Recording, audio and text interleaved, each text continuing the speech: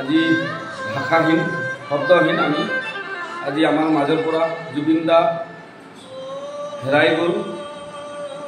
আমি মানে বিশ্বাস কৰিব পৰা নাই যে জুবিন দা আমাৰ মাজৰ পৰা ইমান সোনকালে আঁতৰি যাব।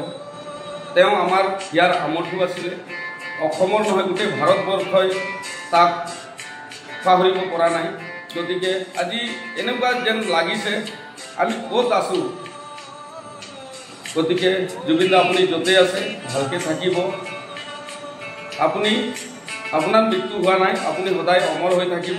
আপোনাৰ গান আমাক প্ৰতিটো শব্দত, আপোনাৰ গানৰ শব্দত মিনিং আছে আৰু আমি আপোনাৰ গান সদায় জীয়াই ৰাখিম। আপোনাৰ গান জীয়াই থকা মানেই আপুনি জীয়াই থকা। গতিকে এটা যুগৰ শেষ হৈছে আৰু আমি অন্তিমবাৰৰ বাবে আপোনাক আমি শ্ৰদ্ধাঞ্জলি জনাইছোঁ। জুবিন দা আপুনি য'তেই থাকিব ভালকৈ থাকিব, শান্তিৰে থাকিব, আমাৰ ওপৰৰ পৰা আপুনি সাহস প্ৰেৰণা যোগাই থাকিব।